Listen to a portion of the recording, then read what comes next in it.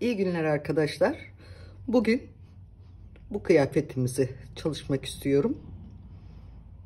Bir pantolon, üzerine kısa bir bluz ve üzerine şöyle bir şal. Şöyle bir şalımız, üstümüz ve pantolonumuz var. Bugün sizlerle bu kıyafetimizi çalışıyoruz. Yapmak isteyene kolay gelsin. Şimdi başlıyoruz. 3 numaralı şişimize 28 ilmek atıyoruz. 4 sıra lastik örüyoruz. Yine her zamanki gibi ön çalışmayla geldim. Yoksa videolar uzun sürüyor arkadaşlar. Çok uzun. Benim de çok da vaktim olmuyor. 28 ilmek atıyoruz. 3 numaralı şişimize 4 sıra tek lastik örüyoruz. Tek lastik 4 sırayı bitirdikten sonra 4 sırada düz örgü örüyoruz. Ondan sonra pantolonun ağını koymaya geçiyoruz arkadaşlar. Şimdi burada ilk ilmeği örüyoruz. Bir ilmek atıyoruz. Şimdi buradan 12 ilmek örüyoruz. Bir ördük, bir artırdık. Şimdi buradan 1 2 3 4 5 6 7 8 9 10 11 12. Evet, 12 ilmek ördük arkadaşlar. Şimdi buradan bir artırıyorum. 2 ilmek örüyorum. Bir ilmek artırıyorum. Tekrar 12 ilmek örüyorum.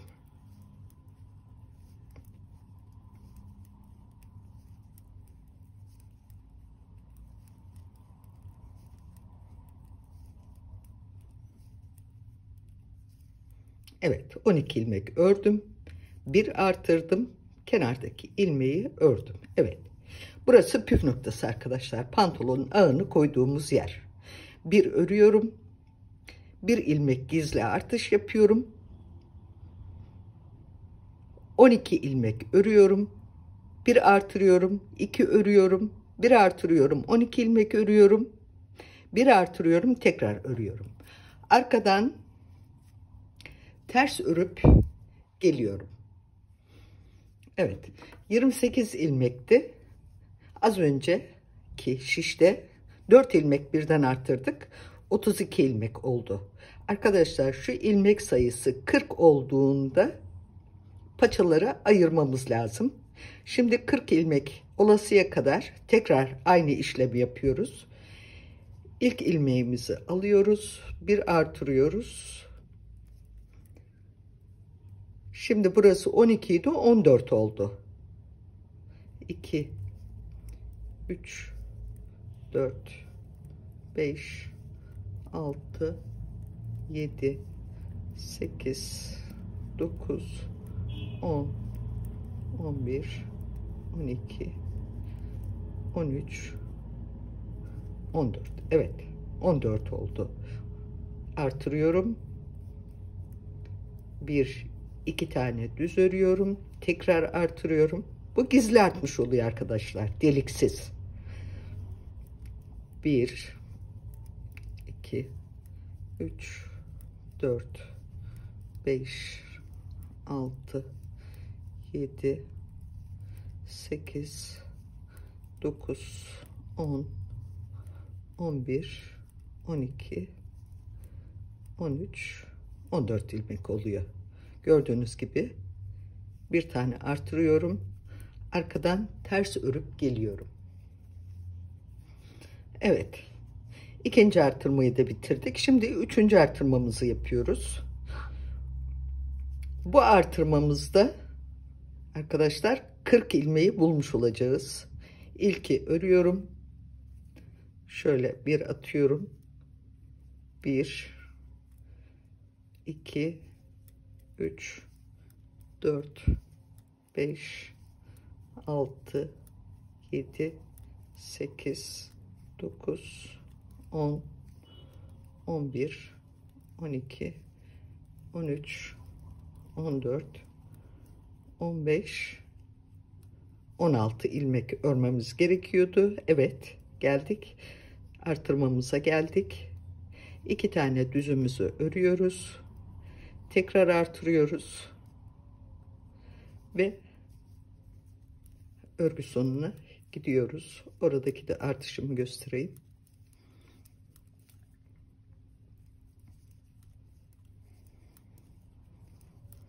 Evet, 40 ilmek olunca artırmamız bitiyor arkadaşlar. Şimdi arkadan ters örgü örüp geliyorum. Evet, 3. artırmamız da bitti. Şimdi arkadan ters örüp geliyorum. Evet, buradan artırdım. Arkadan ters örgü ördüm geldim. Şimdi artırmalarımız 3 artırma yaptık. Bitti arkadaşlar. Şimdi bir gidip geleceğim. Hiçbir şey yapmadan buradan düz arkadan ters örüp geleceğim ki ağını ayırayım. Evet, şimdi bu sırada paçaları ayırıyoruz. Ortada artırma yapıp 2 ilmek düz örüyorduk ya arkadaşlar. Oraya kadar örüyoruz.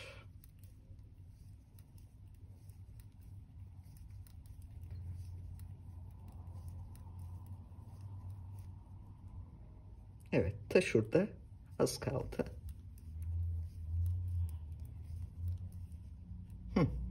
O 2 ilmek, şu ilmekler arkadaşlar. Bu 2 ilmekten birisini alıyorum. Bir tarafı sağ paça, bir tarafı sol paça oluyor. Eşit miktarda ilmekler. Şimdi bu şişimi, örmüş olduğum şişimi ters dönüp, evet, sıramı ters örgüyle çıkıyorum. Evet. Ortaya ağını bulduk ve hiçbir şey yapmadan gittik ve geriye döndük. Şimdi paçaları ayırdık. Şimdi giderken ağı koyuyoruz. Şimdi şöyle 2 ilmek alıyoruz ve diğer ağa kadar gidiyoruz.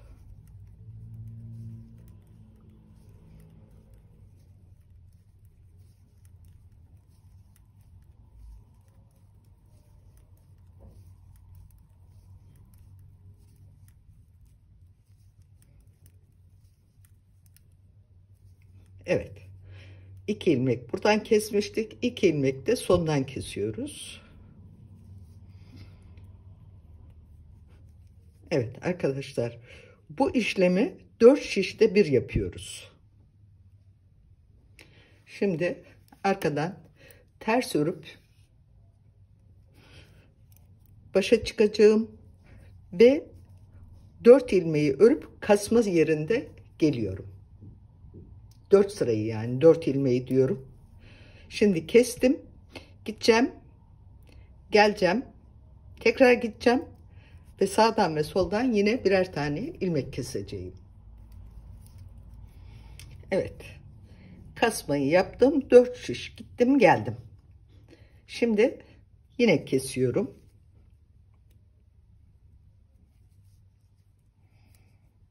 İki tane birden kestim. 2 de sondan, paçanın sonundan kesiyorum. Yine 4 şiş gidip geleceğim.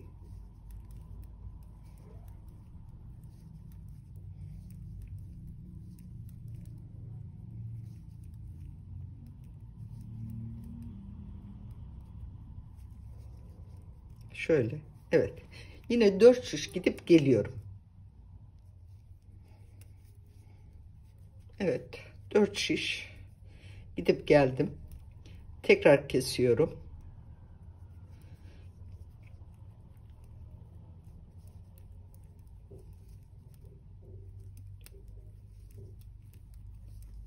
5, 6, 7, 8, 9, 10, 11, 12.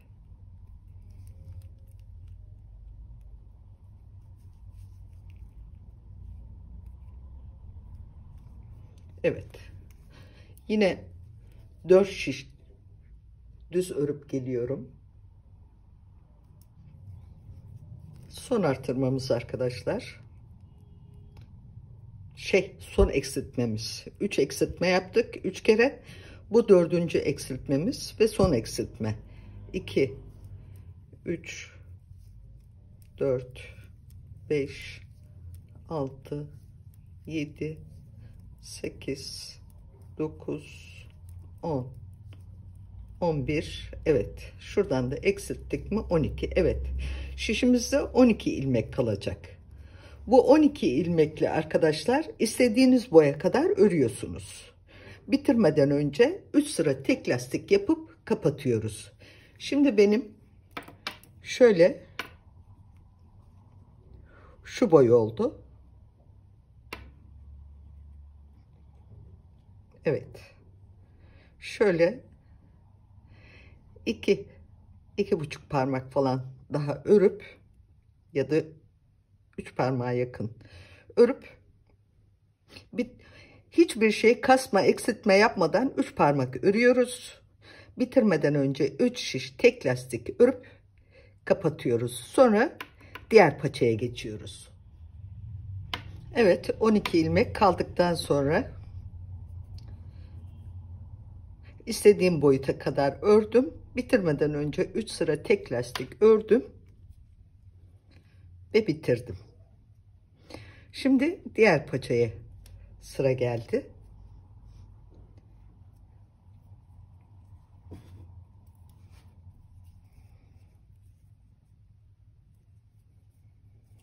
Diğer paça içinde arkadaşlar hiçbir işlem yapmadan ayırdığımızda bir gidip geliyoruz. Kesme işlemine başlamadan önce. Önce bir gidip geliyoruz. Bu bitirdiğimiz paçada da öyle yapmıştık. Bir gidip bir gelmiştik. Ondan sonra kesmeye başlamıştık. Şimdi bunda da bir gidip geliyorum. Bir sıra gidip geliyorum.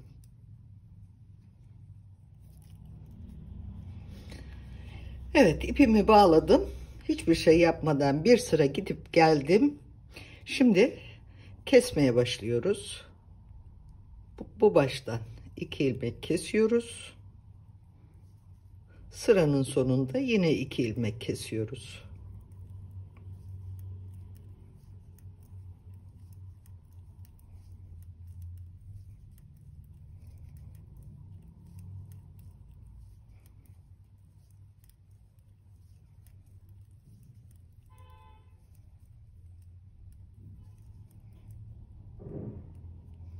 Evet arkadaşlar, burada da kestik. Şimdi bu kestiğimiz sırayı da sayıyorum tabi. Şimdi gittiğim sırada kestim 1. Arkadan geleceğim 2. Bir daha gidip geleceğim 4. Ondan sonra yine 2 ilmek keseceğim. 4 kere tekrarlayacağım bu kesim işini. Bu paçayı örerek gösterdiğim için bunda anlatım yaparak geçireceğim. Şimdi 1 olmuş oldu, arkadan geleceğiz 2 sıra daha gidip geleceğiz, 2 keseceğiz arkadaşlar. Şişimizde 12 ilmek kalasıya kadar, 12 ilmek kaldıktan sonra pantolonumuzun boyunu ne kadar istersek o kadar örüyoruz. Ben aynen bu şekilde istedim, uzunluğu olsun, bu şekilde ördüm. Şimdi bunu 4 sırada 4 defa kesme işlemini yaptıktan sonra 12 ilmek kaldığında şuralara kadar geliyoruz. 12 ilmek kaldıktan sonra istediğimiz boya geldiğinde 3 sıra tek lastik örüyoruz ve bitiriyoruz. Böylece pantolonumuz bitmiş oluyor. Ben size şöyle bir tarafını gösteriyorum. Şöyle şu şekilde bir tarafı bitti mi? Şöyle şu tarafında bitmişi şu. Örerken de göstermiş olduğum gibi bu arkadaşlar. Bitirip geliyorum. Evet arkadaşlar, pantolonumuzu bitirip geldim. Şöyle görünüş. Bebeğimizin üzerindeki pantolonun ölçüsünde ördüğümüz için aynı boyutta ve uzunlukta oldu. Pantolonumuzu bu şekilde örüyoruz. Şu ipleri uzun bırakıyorum çünkü bu ipleri kullanıyorum dikerken. Sonra üzerinin bluzunu yapmak için 3 numara şişimize 47 ilmek atıyoruz arkadaşlar. 4 şiş tek lastik örüyoruz. 4 şiş tek lastiği bitirdikten sonra 7 ilmek örüyoruz, 10 ilmek kesiyoruz. 13 ilmek örüyoruz, 10 ilmek kesiyoruz, 7 ilmek örüyoruz. Kol üstlerini ayırmış oluyoruz. Sonra diğer şişte düz örgü örerek gövdeyi birleştirmiş bulunmaktayız. Bitiriyoruz. Şimdi 4 sıra düz örgü örüp koltuk altından sonra 4 sıra düz örgü arkadaşlar. 4 sıra düz örgüyü bitirdikten sonra 4 sırada tek lastik örüp bitiriyoruz ve böylece bluzumuz bitmiş oluyor. Bitirip geliyorum. Evet arkadaşlar, böylece üstü de bitirmiş olduk. Evet, pantolon ve bluzumuz bitmiş oldu. Bluzun arkasından boylu boyunca dikiyoruz ve giydiriyoruz. Şimdi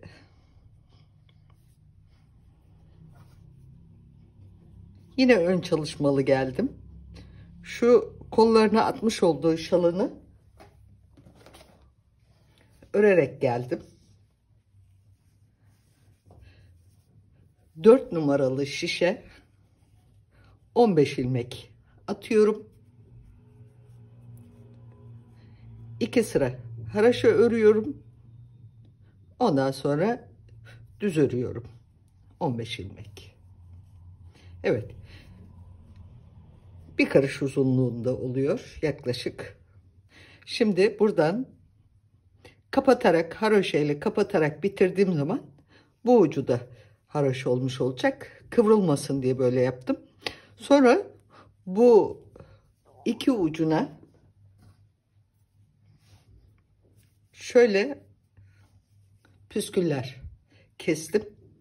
2 tane püskü şeyi bir ucu bir araya böyle getirip